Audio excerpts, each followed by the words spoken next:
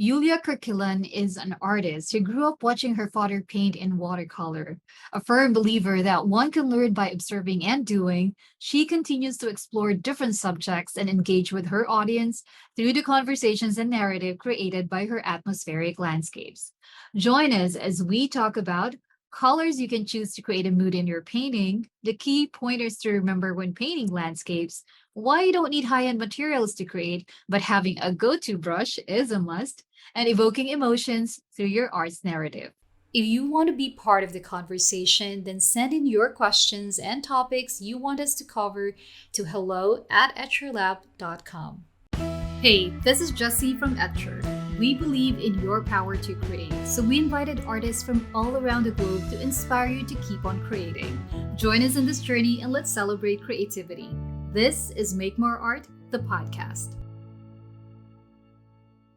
I started from my early age when I was a child. My father actually is a watercolor artist, so I am kind of, staying next to him all my childhood and still his ideas, still his watercolors and so on. When I was about 12, 13 years, I started to study at a art school for children. This is how we call it.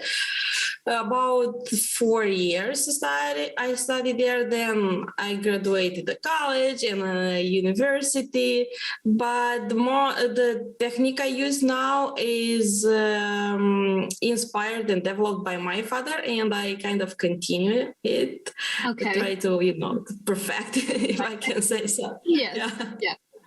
So it is your dad who is the major influence in your art journey. And wow, I mean, I can just imagine how marvelous that is growing up with an artist by your side and playing around with water. So it has been watercolor, or have you tried other mediums as well? When I was little, was watercolor, but when I studied in the college, I painted the oil for 3.5 years, I guess. Yeah. Oh. So mostly, yeah, I liked oil a lot, but oil is not so free. It doesn't give you, it gives you freedom, but it's not so spontaneous, I would say, where, it doesn't have the softness. Right. Yeah, so I just returned back to watercolor. First love. Okay. Yeah, first love, I would say, yeah. So a lot of your works, you're from Romania, by the way, right? I'm from Moldova, Okay. so we'll not discuss now the historical things. Yeah. We were part of Romania, so I consider myself a Romanian. Okay. Yeah. All right. And now you're living in Chisinau, Moldova. Same. Mm-hmm. Okay. All right. I thought you moved. Okay. So growing up, so with your dad as your influence, has it always been landscapes? Or because I know when I look at your works, right, there's a plethora of subjects that you paint. And I was like, I wish I could do that. Like every subject that you tried to paint or that you did, they look so good and so excellent. Like the artistry is there. How did you manage to do that? Because I know for a lot of artists, they would focus on just one, and at least that would be the recommendation, especially if you're starting out, to try and pick a subject and then paint that over and over until you are comfortable with that subject, and then move to another one or start exploring. What about in your case? Thank you, Jessie, for being so kind. So I start at the beginning when I was little. I was painting small pieces. I would say 10 by 10 centimeters, many per day. I don't know, 6, 7, because watercolor is. It's very fast. You can do it quickly. So if you want to exercise, you can do it. You can do many in a day. When the year passed, I changed the sizes. So now I paint larger ones, even 50 or 70 or larger, depends.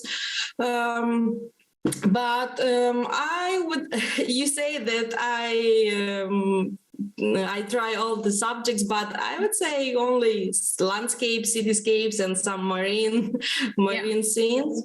I would like to be more, I don't know, confident to try portraits sometimes. Yeah. But I think will come in the day. It will. It will. At the beginning, the subjects were extremely easy to paint, like the sky, one or two hills, a tree, and maybe some birds. Maybe now are the same, but a little bit more details, like branches, flying birds, different parts of architecture. I like to paint architecture subjects. Right. My husband is an architect, so I guess he inspires me. That's a perfect combination, an artist and an architect. Okay. What I love about your subjects, and this is also very interesting because we were talking offline, and I said that there is this emotion that it evokes every time that I look at them. It's like I can see myself in that scene, and I wish I could be that lady in white walking, facing backwards, walking under the rain with an umbrella, or on the fields. I remember you did a painting for all the brides who managed to plan their weddings in 2021, but then they had to cancel because of the COVID situation. But there's that emotion, and I would say it's nostalgic, but at the same time, when you look at it, when you look at your works, right? And I say this, it's very distinct because you have this certain style that it's evident across all your art pieces. Where did you draw that inspiration to paint a particular scene? Because those scenes it's a very typical scene. Like it's a corner and then some people walking on that street. I remember there was also another painting that reminded me of Florence, with the street lamps and then people walking cobbled, streets. So where do you draw that inspiration? How do you come up with that composition? I guess whatever your answer is will definitely help with someone who would want to try out your style as well.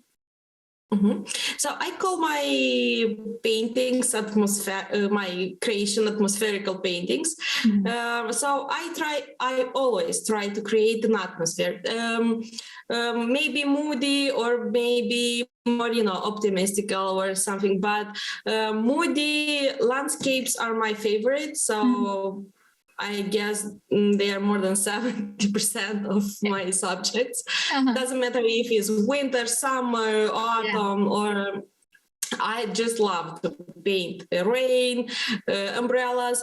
This kind of subject, this is what I think, make the viewer to want to be in the painting or to want to be the person from that piece. Yes. So this is very important. If you say that you felt that, so if you had that feeling, I appreciate. Thank you. I think I got a good, point. So I did it good, well enough. If you felt that.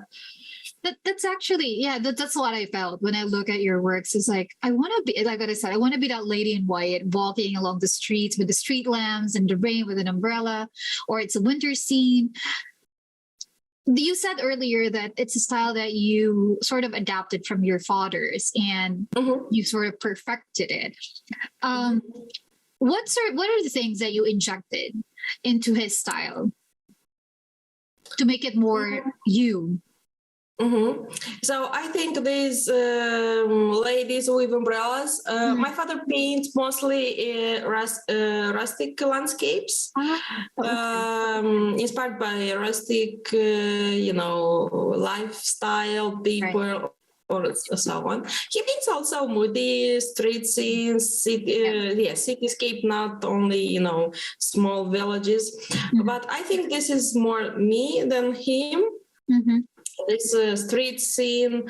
I also sometimes I joke with him that my first, I would say, idea was my idea, not stolen from him. Was some children playing with kites. Oh, yes. Yeah, through a landscape with flowers and so on. And when he painted he stole that idea from me. And when he painted, of course, his was better than mine. And I said, "Oh no, that was my subject. Why?" But I think like this lavender landscape, if you saw any, are also my idea. So this kind of moody subject that we just want to. I think we are, as human beings, just want to receive good feelings, and I just try to to share this kind of. I said earlier that it feels nostalgic looking at it, because it's like it's straight from a memory, as if you were there and then you saw these people with an umbrella. It's raining or it's snowing or it's winter, and there are these people and you're just observing them. It's as if you were standing from a vantage point and just looking at them, and then you realize that this is a spot, I want to capture this in my art piece, and that emotion, it's really there. And you're right, and you call it the atmospheric.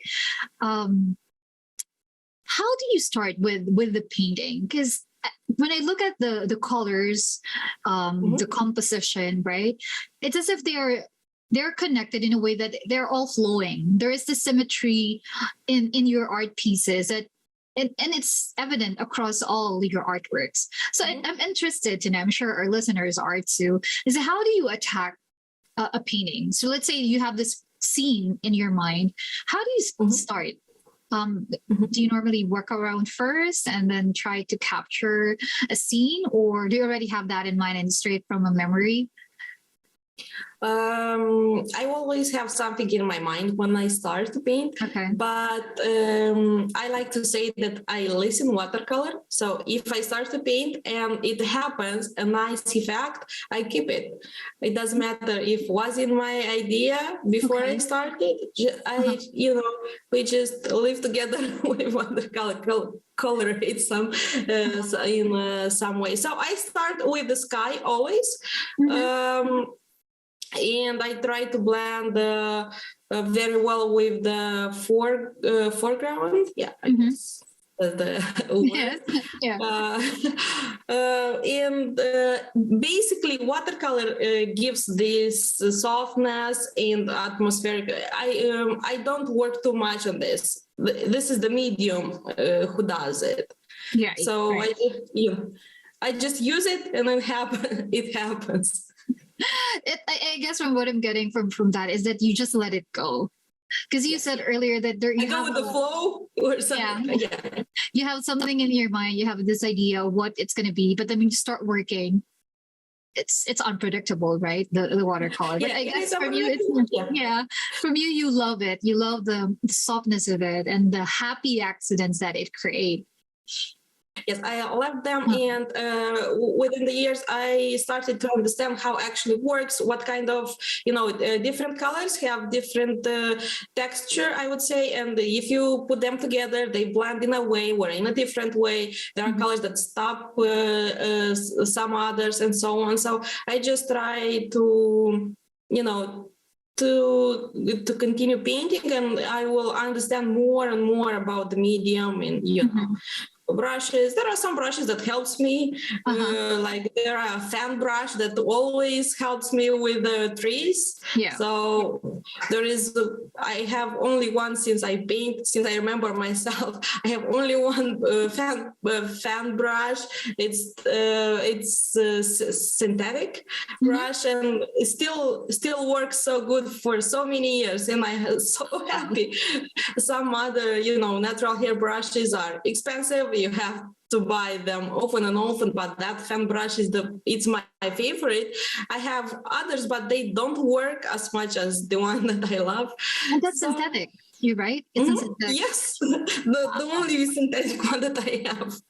Wow. I have a follow-up question to that, because most people think that you need to have this high-end materials or supplies in order to create a piece, but that story about that fan brush that you've been using for how many years is just okay. Then I don't need to actually buy brushes, but having just a go-to. How do you take care of them, by the way? Because the number of years that you've been using it, probably, the wear and tear. But how do you take care Since it's The your favorite. handle, it doesn't look so good at the beginning, Okay. but I wash them very well. I never left any paint in the brush after I paint, so they must be clean. So I keep them clean. I like to, when I paint next time, to have good brushes, clean ones. So I always clean them, but I don't have too many materials.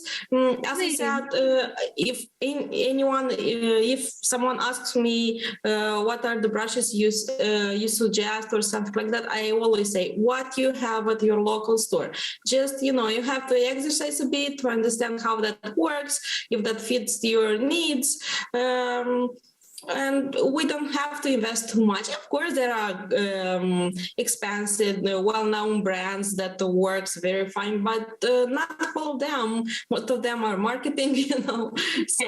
Right. Yeah. That's a really good advice. That's a really good one. I think for a lot of hobbyists or anyone who's starting out, there's this tendency that you have to need to have like the high-end brushes and need to start with all the really quote unquote good supplies, art supplies. But giving the local art shops Asians with what they have, it's a good starting point. And like what you said, you don't have a lot of materials. That's really surprising since I know you do create like huge pieces of art, right? You started small, but now there are like bigger sizes of art, and and those are some of your artworks are for sale. So it's kind of interesting that you don't have a lot of supplies. So speaking of supplies, I'd like to ask, and I'm very interested to learn about this from you, since it's atmospheric, right? And you said you start with the sky. Are there specific colors? Do you gear more towards on the cool colors, or do you also incorporate warm ones? Or what are your go-to colors? I guess it's really the question that I'd like to know. I always try to paint, in concordance with the weather. Okay. If it's raining outside, I like to paint rain. If it's sun, I paint sun, seascapes. I think green is the color that I cannot paint with. I just can't. I like it, but I can't. I'm still learning. Yeah. Okay. I use green, but not in the way I would like to. Okay. My favorite color is it's violet, purple. So I like all kind of purple. Also, I think my paintings are more cold than warm, except the autumn paintings. The sky, I think, always 90% it's cold. I like to paint a lot of clouds. What else? Sometimes I sprinkle, I think is the word. Yes. Some paint. Yeah. Yeah. If you saw the video, some white gouache or some blue watercolor. So I make that idea of rain, which also helps me to offer the atmospherical feeling. But to return to your question, I think I use more cold colors than warm. So I like violet a lot. Not using it so much this period, I would say in the last 1 or 2 years. And I also like earth colors. Earth, okay. Burnt sienna is one of my favorite, which goes very well with olive. Agree. So olive is a kind of green, which I like, and Okay, thanks, Iulia. Those are helpful tips when it comes to colors. And I would have to agree. Most of your art pieces, they're geared towards the cool palette or the cooler colors. Okay, now I want to touch on teaching real quick because you have taught with us, and I was excited to watch your recording. I'm sure a lot for those who missed to watch your mini workshop, which happened last February. You have a copy of the art piece that you did, right, for the mini workshop. Yes. Okay, so if you are watching this from YouTube, or if you're listening to Spotify or Apple Podcasts, then go ahead and check out at your studio channel. That where you can see what Iulia is showing right now. See, this is what I'm talking about. So I really want to be that girl in the middle of the street with the umbrella. And wow. So if I look at this, so it's huge. And this is, you accomplished this in how many minutes for the mini I workshop? guess 90, right? this was less than 1 hour and a half, about 1 hour and a half. About 1 hour and a half. Yeah. But let's say if I'm a beginner and I'm looking at it, I don't think I can do this in 90 minutes. But you managed to do this in 90 minutes. Less than. Do it. Yeah. You just have to watch the workshop and you'll see that you can do it. It's Absolutely. not so actually all these parts were made when the paper was still wet. So paper can be wet about 15 minutes, let's say so. 15, 20 minutes, it depends the temperature of the room, in the room. So then you add the details, but the big parts like this bush, the building, the corner, you'll do when the painting is still wet. So you can do it. Yeah, I mean, I'm just really surprised because this is a huge painting. And for you to be able to do this in less than 90 minutes, that's amazing. And I love the colors that you use. I love this blue. If you're watching this, if you're listening, then you should definitely check out the video format of this episode. But I really love that color, the blue that you used for this painting. I'm a huge fan of that color. And specifically the details. So I know that you love the loose side of it's a watercolor, right? And that's very, very evident in the sky. I love that it's grayish and white, and then with the contrast of the is that a sort of a castle, or how do you call that? A shop house? Building, yeah. Yeah, so the it's details, a street corner. Yeah, so it's a street corner, right? Yeah. And then I love the colors. There's those red, there's blue. Is that umber or burnt sienna, or the yellowish part of it? It's a mix with also some reds and gray and blue. Maybe I think some gouache also. I use white gouache when I want the color to be more thick, I would say, if I can use the word thick for watercolor, but I use so I use a bit of gouache, especially on winter scenes. And we keep the snow, the paper white for the snow paintings, and at the end just add a bit of shadows, and happens a bit of snow. Yeah, that's what I like about this painting. And sorry if I hold it for a while. I would just like to capture this real quick, because what's also interesting this is about the story, the narrative, that it's a scene, right? It's a corner street, and you can see the shadows of the people walking. So you can actually picture what's happening in that scene. It's a scene, people probably are going somewhere. It's a busy street, and I just love the contrast of the colors and the shadows, because you can really tell, where is this lady going? Where is she with an umbrella and she's alone? While on the, I mean, if you look forward, there are a couple walking and there are several people walking. So there are a lot of interesting elements in this painting. And what I love about this as well are the details, specifically on that building. And then those birds at the top. So when it comes to details, because so what happens is that, so it's very wet, right? The painting, it's very wet, and then do you dry it first before you add additional color, or just is it wet all throughout when you're working with this piece? So most of the time, yes, it should be dry. Completely. And if I need wet part, I just change the water, and with clean water, I wash it again and add some, like if you watch the video, you'll see this part. So the paper was white, and at the end we washed a bit and added some shadows, and then washed again, and if you need, you can add water again and some soft details. But actually, if you see the windows, birds, some small details on tree, they are made when they are painted when the paper is completely dry.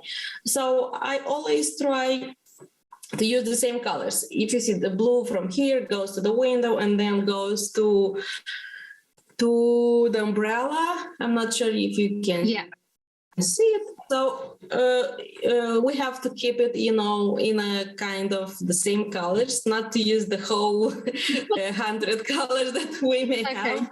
Yeah. But yes, as I said, also the birds, I add them when it's dry. Yeah.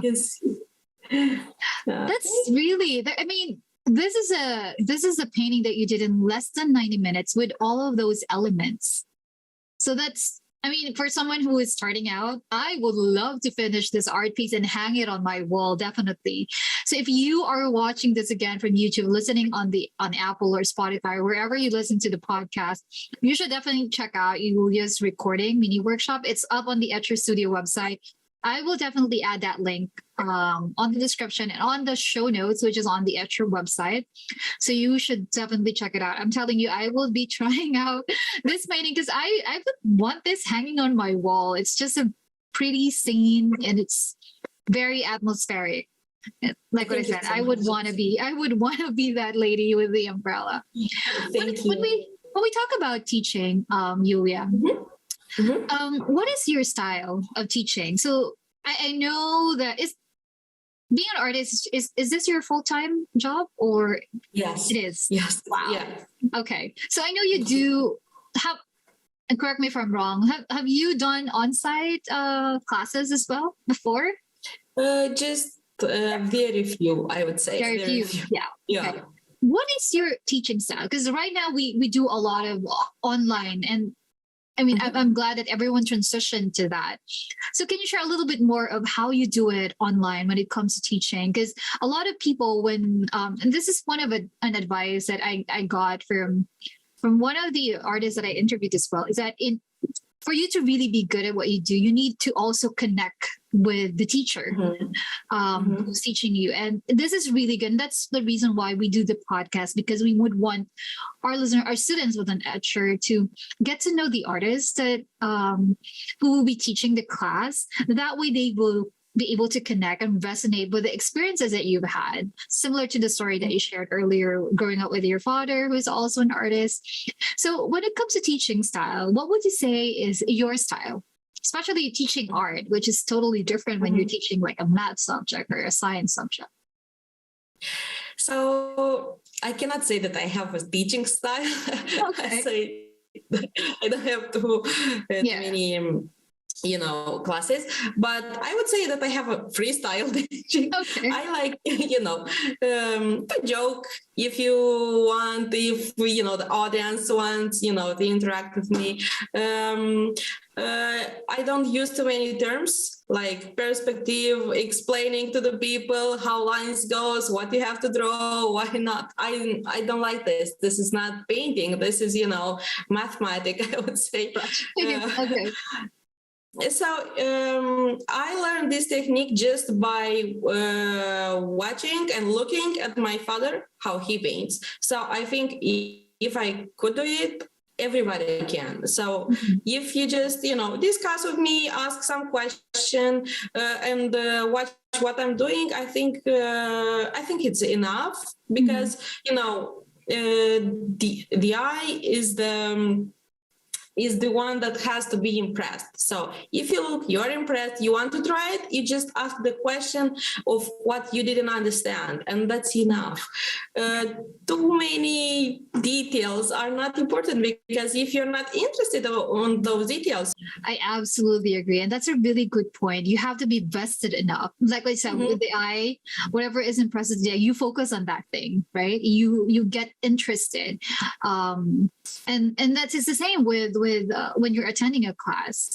If you are interested to the style, let's say for your style, if you want to paint the same way that the atmospheric landscape seascapes, right? Then you go ahead and sign up to the class. And I also would want to touch on, because you said that you learned from watching your father. So as a beginner, you observed. So you were observant of his style, how he works. And that's exactly the same technique or sort of way of learning that you would want to impart to your students, which I think is effective. Because bombarding them with a lot of terms, like what you said, being very, very technical. And I'm not saying that you shouldn't be. Yes, of course. But because there are definitely some techniques and technicalities in the watercolor, but for you, it's more on the practical application and just doing it side by side with you and asking questions and having that communication between the teacher and the student. So thanks for sharing that, Iulia. That's my pleasure, definitely. Okay. All right. So for anyone who's starting out, Iulia, and especially with landscape, a lot of people would want to try it. But sometimes when you're presented with a painting that you shared earlier, and like I said, you managed to do this in 90 minutes. Because for some people, when they look at it, that is too intimidating, because there are a lot, it's big, right? It's big, and there are a lot of elements in place. What is your, let's say, golden nuggets that you can share with that person who would want to try out and, let's say, try out landscape, specifically atmospheric landscape, but kind of scared to try it out because it's either, I don't know where to place things, because that's always the question. Where should I place the tree? Maybe it's going to be awkward if I place this here. What are your tips and tricks that you can share, or golden nuggets that you can share with that specific type of beginner or hobbyist who would want to try an atmospheric landscape? I think the most important thing is not to fear, not to, you don't have to have any I don't know how to say, any fears or something like that. Nobody knows what you want to paint. What will be the result? That was your idea. Nobody knows if you'll have on the paper something else. Tomorrow you'll be better. Your paintings will be better. And exercising every day, I would say, it helps a lot. So this is the most important. Doesn't matter the result, not today, but in 1 year, in half a year, in 3 years, the results will be amazing. You just have to keep trying, keep painting, exercise, observing outsides, making some sketches, to get inspired by good painters. We have now so many new possibilities, online libraries that you can go and to have a list of painters that you like and you would like to be like them or to paint like them or just to be inspired. Just follow them, observing how they paint. Maybe they have some tricks. Ask some question, send a message, they will answer for sure. And keep exercising. I think this is the most important thing. That's a really good one. Exercising, keep on practicing. When you were starting out, were you doing it on a daily basis as well? I think you mentioned several paintings in a day. So when I started the art school for gender, I was going, I think, 3 times per week at the art school. And then I had some homework from the art school. I supposed to couple, I don't know, 3 or 4 paintings per week and some sketches. Was a lot, I would say, for a child. And my parents didn't give me too much work to do or something like that when I was a child. But if I didn't paint, they were kind of not upset, but they were trying to motivate me. If you want to go, you have to paint. before you go. I was upset when I was little, but now I see that helped a lot. That helps. Yeah, definitely pays off. Thank you. You also mentioned about reaching out to the artists and asking questions. If you do want to check out Yulia's Instagram as well, she would definitely give you reply to your DM. So we will definitely include that in the description box as well. Yulia, it's been a pleasure having you on Make More Art. Again, it was really lovely to chat with you. And I'm a huge fan of your works. I wish I could paint like that and create that emotion to anyone who's looking at an art piece or an artwork. So thank you so much for sharing your talent and your gift with us. And kudos to your dad for teaching you as well. And to you for observing and learning from him. So again, if you want to check out her recording for the mini workshop that happened in February, that is still on the Etcher website. We'll put the link in the description and in the show notes on the blog. So do check it out and watch the recording because you will definitely learn a lot. And that painting that she showed earlier, you can definitely do it as well in less than 90 minutes. Thank you so much. Thank you so much. I had a lovely time. Take care of yourself, Iulia. Thank you. Bye. Bye. Bye.